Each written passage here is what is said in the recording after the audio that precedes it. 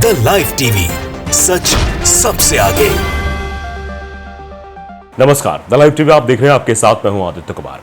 मध्य प्रदेश के उज्जैन से खबर सामने आ रही है। एक महिला डॉक्टर जो कि मुसलमान थी, उनके साथ बदतमीजी की गई है और यह खबर अब सोशल मीडिया पर भी वायरल हो रही है। वो अपने घर जा रही थी, उनके साथ छेड़छाड़ की गई, मारपीट की गई। वो फिजियोथेरेपिस्ट हैं। इसका वीडियो भी सामने आया है। वीडियो हम आपको दिखाना चाहते हैं। वीडियो आपकी स्क्रीन पर है, आप वीडियो को जरा ध्यान से देखिए। कैसे उज्जैन की ये जरीन खान है, फिजियोथेरेपिस्ट डॉक्टर हैं, अपने काम से वापस लौट रही थी कि गोला मंडी मिर्ची नाला के पास कुछ लोगों ने रोका, उनकी स्कूटी की चाबी छीनी, कपड़े फाड़े और मारना भी शुरू कर दिया। इस ट्वीट में बाकायदे वो सब कुछ लिखा हुआ है। ये लोग अपने साथ हथियार लिए हुए थे। एक व्यक्ति ने बचाने की कोशिश की तो उसको भी मारा गया। आप जरा वीडियो देख लीजिए। वीडियो आपकी स्क्रीन पर है। वीडियो में आप देखिए कि एक शख्स की पिटाई करते हुए कुछ लोग उस वीडियो में दिखाई दे रहे हैं। वो शख्स वही है जो उन महिला को, यानी जो मुस्लिम महिला थी, उनको बचाने के लिए आया, उसको भी मार रहे हैं, बदतमीजी कर रहे। देखिए कैमरे में सही तरीके से विजुअल रिकॉर्ड नहीं हो पाया क्योंकि फोन चलाया गया था, लेकिन वो सही तरीके से आ नहीं पाया। मारपीट हो रही थी वहां, भयावह दृश्य था वो। आप अंदाजा लगा सकते हैं इस वीडियो के मतलब स्टेबलाइजेशन इस वीडियो में नहीं है, स्टेबल वीडियो नहीं है, ये अनस्टेबल वीडियो है। इस अनस्टेबल वीडियो से भी आप अंदाजा लगा सकते हैं कि आखिरकार वहां का माहौल आखिर क्या रहा होगा। यह मध्य प्रदेश उज्जैन की घटना है। अब इसके बाद क्या कुछ होता है, 2 आरोपियों को फिलहाल गिरफ्तार भी किया गया है, लेकिन आप समझ सकते हैं कि महिलाएं सुरक्षित नहीं है। भारतीय जनता पार्टी जो डबल इंजन की बात हमेशा हर जगह करती है, और डबल इंजन की सरकार मध्य प्रदेश में भी है।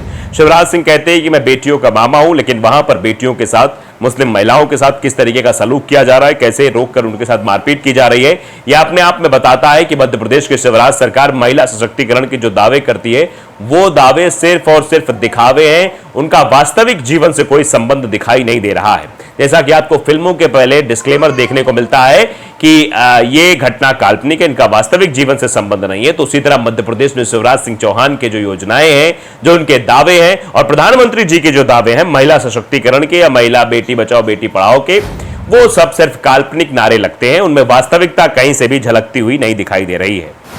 तो देखिए, दैनिक भास्कर ने भी खबर लिखी है कि घर जा रही फिजियोथेरेपिस्ट युवती के साथ छेड़छाड़, मारपीट, मुस्लिम समाज ने खारा कुआं थाना घेरा, 2 आरोपी अभी गिरफ्तार इसमें हुए हैं। 2 आरोपियों को गिरफ्तार किया गया है। उज्जैन के खारा कुआं थाना क्षेत्र के मिर्ची नाला की एक गली से फिजियोथेरेपिस्ट युवती मां के साथ स्कूटी से घर लौट रही थी। इसी दौरान गली में एक युवक ने उसे रोका और गाड़ी की चाबी निकालकर गाली गलौज करते हुए हाथ पकड़ लिया। छेड़छाड़ का विरोध करने पर युवती के साथ मारपीट की। सूचना मिलने के बाद खारा कुआं थाना क्षेत्र में बड़ी संख्या में मुस्लिम समाज के लोगों ने घेराव भी किया।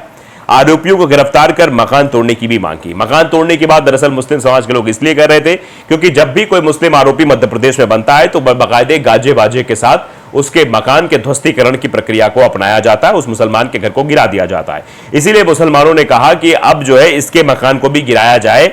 अन्य 2 की तलाश भी की जा रही है। 2 आरोपियों को पुलिस ने गिरफ्तार भी किया। इतना प्रेशर होने के बाद अगर मुस्लिम एकता बहाना दिखाई देती तो शायद गिरफ्तारियां भी ना होती और वो मन चले जो खुले आम एक डॉक्टर महिला को उसके साथ छेड़छाड़ कर रहे थे, मारपीट कर रहे थे, और जो बचाने में, जो बीच बचाव करने के लिए युवक आया हुआ था उसके साथ भी मारपीट कर रहे थे।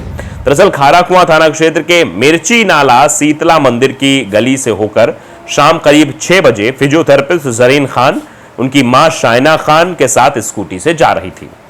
इसी दौरान गली में खड़े हितेश बड़वाया नामक युवक ने जरीन खान की गाड़ी रोकी और गाड़ी की चाबी निकाल ली। उसने बुरी नियत से हाथ पकड़ा, विरोध करने पर मारपीट की। घबराकर जरीन ने जब आवाज लगाई तो इसी दौरान उनके क्षेत्र का एक लड़का तौफीक खान जा रहा था।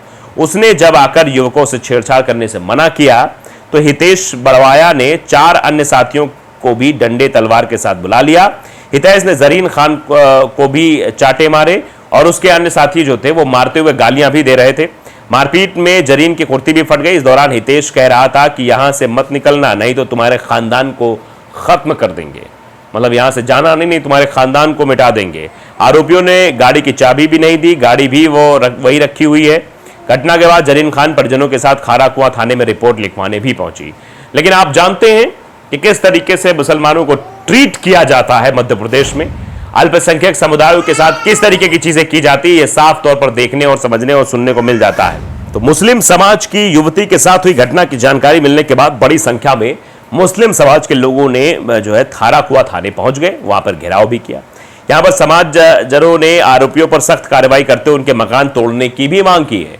कि मकान का ध्वस्तीकरण किया जाना चाहिए। देखिए, अगर ऐसे मनचले सड़क पर घूमते रहेंगे और इस तरीके से खुलेआम लड़कियों से छेड़छाड़ करेंगे, जो उन्हें बीच बचाव करने आएगा उसको मारेंगे, गालियां भी देंगे और जान से मारने की धमकी तक देंगे, खानदान को समाप्त करने की धमकी देंगे, तो उनका हौसला किस तरीके से बढ़ गया है ये जानना समझना भी जरूरी है, जब तक उनके घरों पर बुलडोजर नहीं चलाया जाएगा। थाने पर भीड़ अधिक होने के बाद अतिरिक्त पुलिस फोर्स थाने पर बुलाया गया। घटना के बाद खाराकुआ थाना पुलिस ने 2 युवकों को पकड़ लिया है। आरोपियों अन्य साथियों की पुलिस तलाश कर रही है। पुलिस ने आरोपियों के खिलाफ मामला 354, 341, 323, 294, 506, 34 के तहत मुकदमा दर्ज कर लिया। पुलिस का कहना है घटना गंभीरता को देखते हुए जिला प्रशासन और नगर निगम से चर्चा कर मकान तोड़ने की कार्रवाई भी की जाएगी। यह भी कहा जा रहा है कि पता किया जाएगा, उसके बाद मकान तोड़ने की भी कार्रवाई की जाएगी। दरअसल मकान तोड़ने की बात क्यों निकलकर सामने आ रही है? क्योंकि मकान तोड़ने में मध्य प्रदेश का प्रशासन और मध्य प्रदेश की सरकार बहुत माहिर है।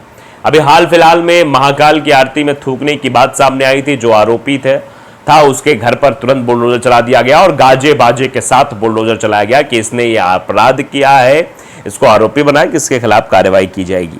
तो अब उसके साथ भी वैसा ही होना चाहिए, इसीलिए लोगों ने मांग की है कि जो है ये कार्रवाई जो है की जानी चाहिए। कार्रवाई नहीं होगी तो फिर दिक्कत हो जाएगी, ये बात भी सीधे तौर पे कही गई है।